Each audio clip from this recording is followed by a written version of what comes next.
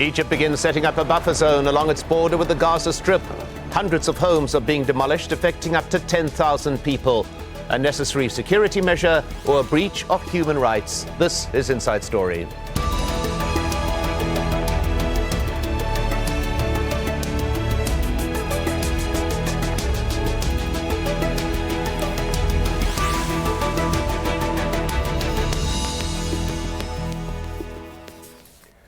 Hello and welcome to the program. I'm Mike Hanna.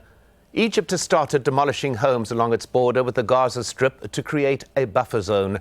The government says the measure is intended to prevent the influx of weapons and fighters and vital for national security and stability.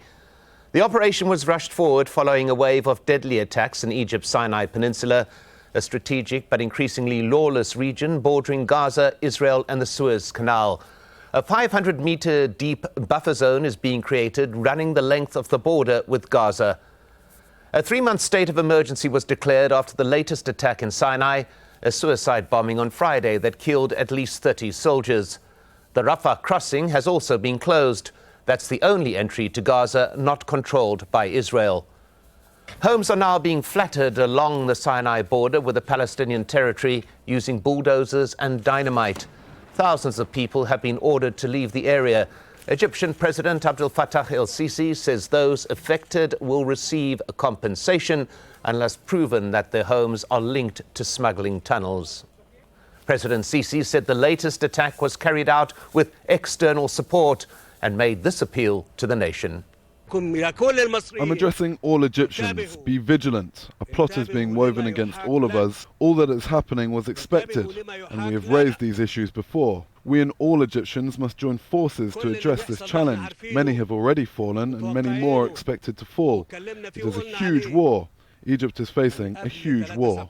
Even so, former UN High Commissioner for Human Rights, Nafaa, cautioned Egypt and its forces to act responsibly and respect the rule of law. I covered this in my early years as High Commissioner. So even in 2009, it was problematical that Egyptian forces were just shooting at people, presumably trying to cross the Sinai into Israel. I think the situation is much worse now in terms of the lawlessness with which the Egyptian forces are seeking to, in their words, contain the situation. They have to respect the human rights of all people, including migrants, including those populations who are settled there. And if they suspect that anyone is attempting to cross the border illegally or is attempting to commit some crime, then they have to use the rule of law rather than the rule of force to deal with that situation. And so I think there are human rights violations being committed in the Sinai, and this has to stop.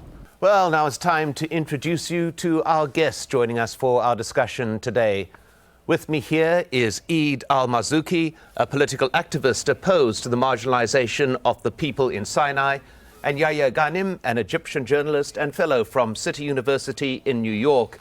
And joining us from Egypt's capital is Professor Hassan Nafaa, a political scientist at the University of Cairo. Welcome to you all. Let's begin with you, Yahya Ghanim. Force has been used in the Sinai before on many an occasion. Why should this time be any different? Well, I guess the whole situation is different. I mean, especially since the coup d'etat that took place almost a year and a half ago. And also the statements coming out from the military makes the situation completely different. Also, the action itself is completely different. It's more radical than before.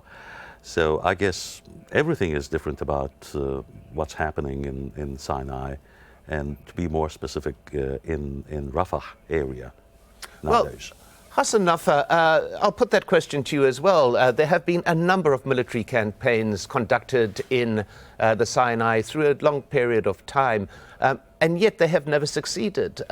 It continues to be a state of insurgency in that particular area. Why should this particular campaign succeed where so many others have failed, do you believe? Well, there is no any guarantee that this campaign will succeed, but I think it is also different. The situation is different because the attacks against the Egyptian army in Sinai are getting more and more bloody. And the whole country was very sad to see 30 soldiers killed. And they couldn't anymore really tolerate a traffic through the tunnels. And so I think, well, this was not the decision to demolish all these homes was not an easy one. But it is understood by the Egyptian public as a necessity to really end completely with this illegal traffic. A large amount of arms and also maybe militants are smuggled through these tunnels. And also you see all around in the whole region that terrorism is going more and more dangerous, and some countries are on the verge of collapse. So secure the state became the target number one, not only for the army but also for most of the Egyptian people. Eid al-Marzouki, what is the response of the people of Sinai to this campaign? They are the people most directly affected. They are the people virtually accused of harboring fighters against the Egyptian state. What is the reaction in Sinai? At the very beginning, let's say that the presence of militant or military groups in Sinai is a result of wars that have never been successful and a result of marginalization and the lack of a good life for the people of Sinai. When the state of Egypt established a lot of things in Sharm el-Sheikh and in Taba at a time where the Bedouins are still living in their useless houses and homes. How can we consider such a state when employees coming to Sinai from outside Sinai, from other governorates, this will irritate the people of Sinai. They are using you when they need you, but at a time they give the privileges to other people. Let's say a lot of people from Sinai are well educated. A lot of them are having master's degrees, and you can't find anyone from Sinai working as a prominent media people, a prominent police commander, or a prominent army commander. We feel humiliated every minute, and we feel marginalized every minute.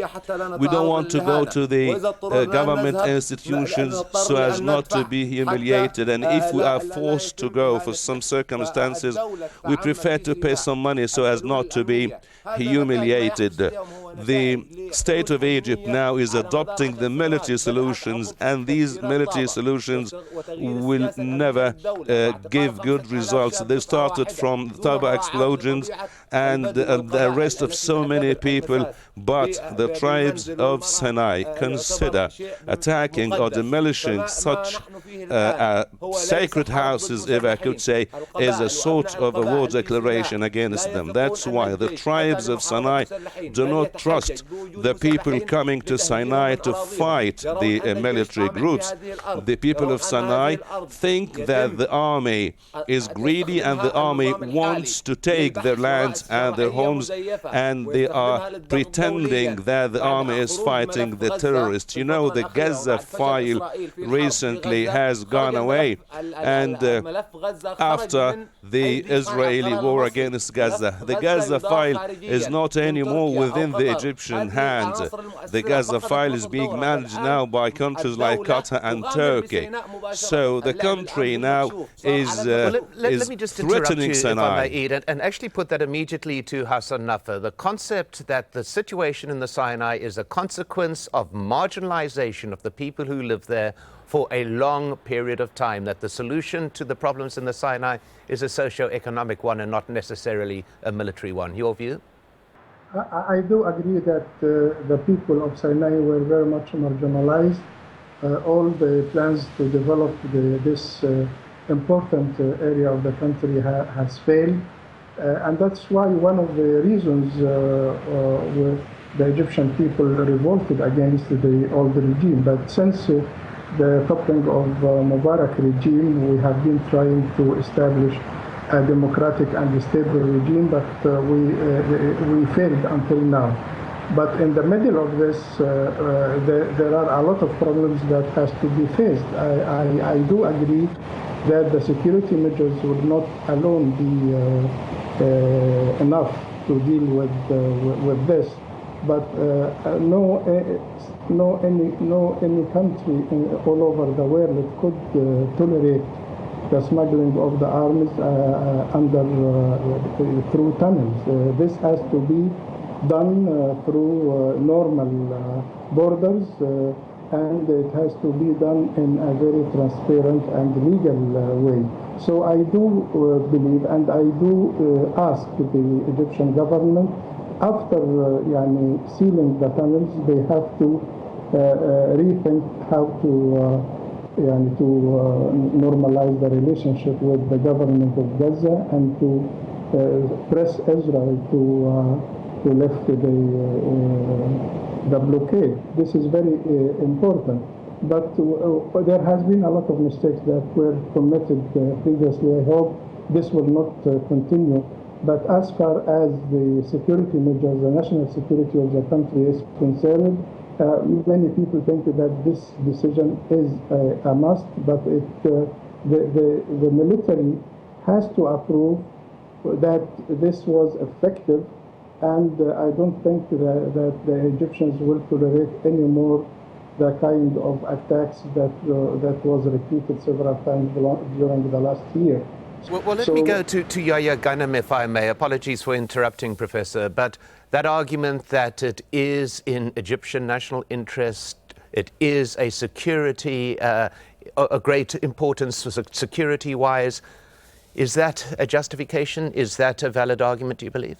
Well, let me put it that way. First, Egypt is a sovereign state, and seizing the land of citizen, it's a sovereign act of the state. So nobody can argue and nobody can challenge the Egyptian state and the Egyptian government when it comes to seizing the land for the public benefit. This is one aspect of the issue. The other aspect of the issue, nobody can, as I said, nobody can question the legality of what's happening in Sinai and more specifically in Rafah. But we can always challenge the legitimacy of whatever happens over there. And we have to differentiate between legality and legitimacy. Legitimacy, it's mostly about the way it's being implemented. It's the way it's being implemented that created actually a humanitarian situation over there. We're not talking about livestock here, we're talking about human lives. And I should refer and draw the attention of Dr. Hassan Nafaa that we are talking about also thousands of human lives here. Yes, of course, we grieved and we still grieve and we will be grieving all the soldiers who were killed in line of duty. But in the meantime, you do not treat your headache by cutting off your head. The way it's being done nowadays in Egypt, it's almost like somebody who's suffering from a headache and he treats himself by cutting off his head. Well, Eid al-Marzouki, under Egypt's constitution, the forcible displacement of people is actually illegal. That is the point that is being made here. So regardless of the justification for these actions, it is being conducted, it would appear, in terms of the country's constitution, in an illegal way. Is this once again another example, do you think, of the people of Sinai being treated differently from those in the rest of Egypt? Yes, we have a constitution. I think the 61st and the 60th or the 60th item of the constitution says no, this is illegal. The international law, yes, said it's illegal. Even the United Nations cannot say that. We can't cover this politically. It's only when we have natural disaster that you can evacuate people. What is going on is a forced evacuation and displacement of the people of Sinai, and Egypt, through the Egyptian media and through the strategic experts and through the elites, the government say we need to secure the border, this area, and people say, okay, you have to go outside Rafah. Rafah now is facing an ethnic cleansing in this spot of Egypt. It's pain, it's suffering, and we are facing the third forced displacement in the modern era.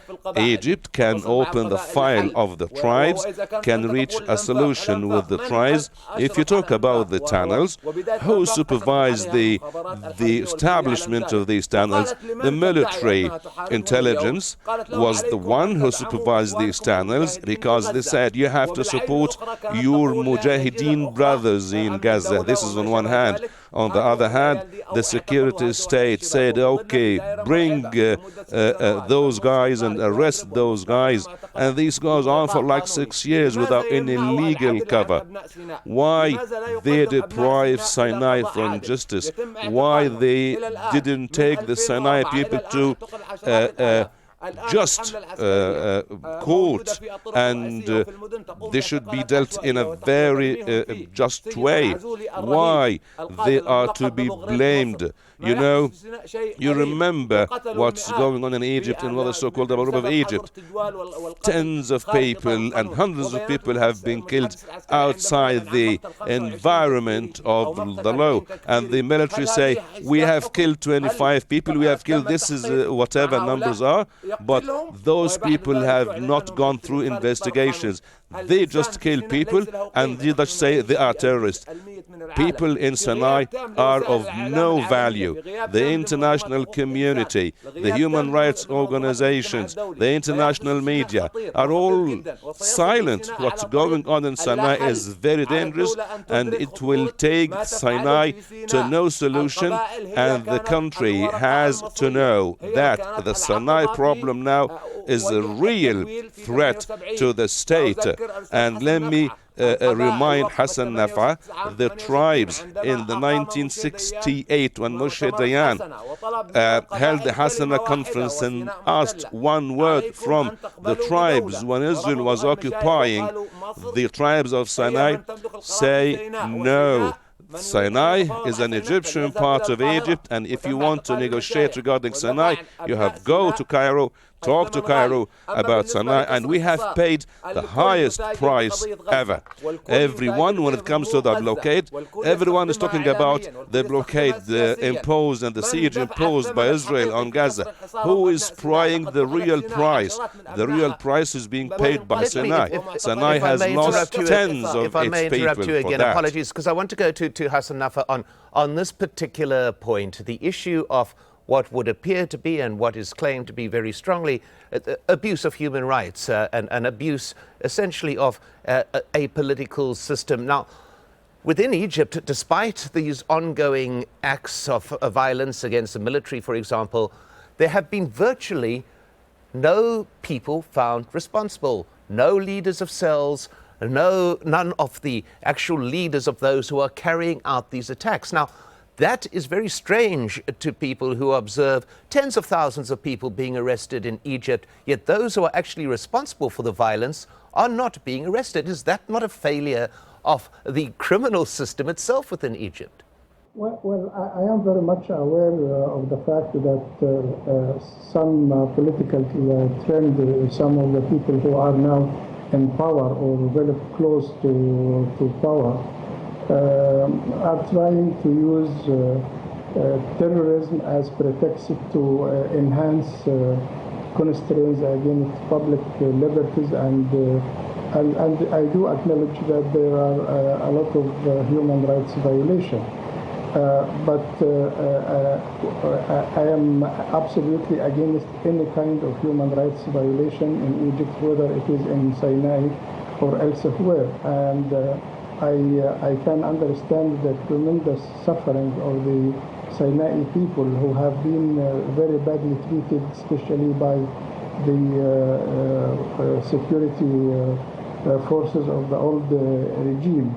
But I have to acknowledge in the same time that the current situation in the whole Middle East is very precarious. And and there is a new regime now. It is under test. We don't know exactly how it is taking the country forward. The majority of the people appreciated the end of the Muslim Brotherhood rule, but we are still very much aware of what we are heading toward, whether we will be able to achieve real democracy or not. Now it seems to be that there is certain conflict between measures of national security and measures of human rights, and when any country faces a situation like this, generally the human rights situation is sacrificed more. But so the people in Egypt, even the people of Sinai, I do understand their suffering. They certainly will not welcome the demolition of their homes, but the majority of them do understand the issue of national security, and they accept it. Well, that issue, Professor, apologies for interrupting again, but that delicate balance between national security and human rights being expressed over there. But Yahya Ghanem, there's one thing that many find confusing. Israel says that weapons and fighters are being smuggled into Gaza.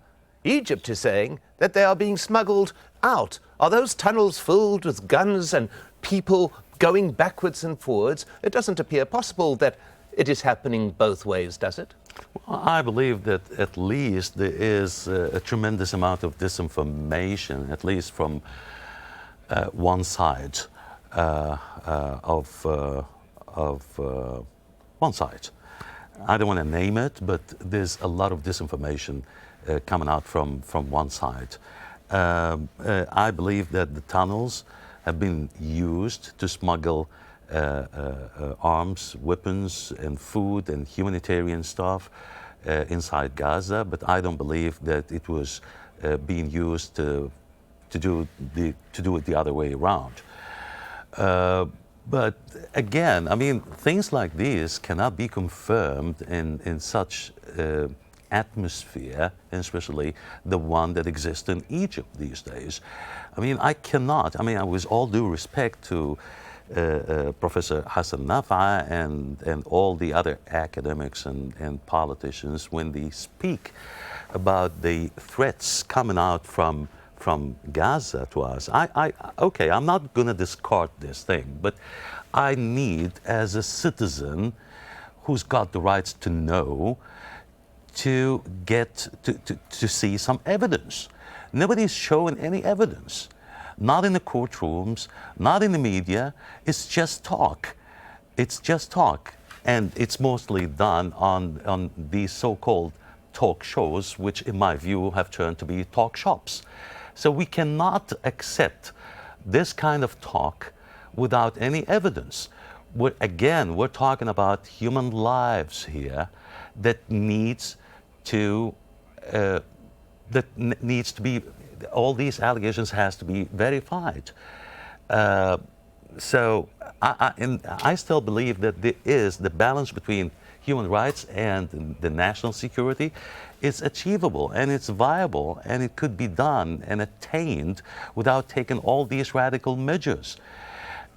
Again, I do believe that what's happening over there can be challenged as illegitimate, although it's legal by the law, seizing the land for the public benefit. But again, you have to establish beyond any doubt that it's being done for the public benefit.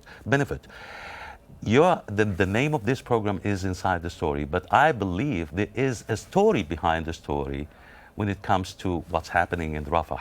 Well, the debate will continue at that point. My thanks to our guests, Yahya Ghanem and Eid Al-Marzouki here in the studio, and Hassan Nafaa in Cairo. And do please add your thoughts to this discussion. You can leave your comments on facebook.com/AJ Inside Story. We're also on Twitter at AJ Inside Story is where to find us. I'm Mike Hanna. Thanks for watching and goodbye for now.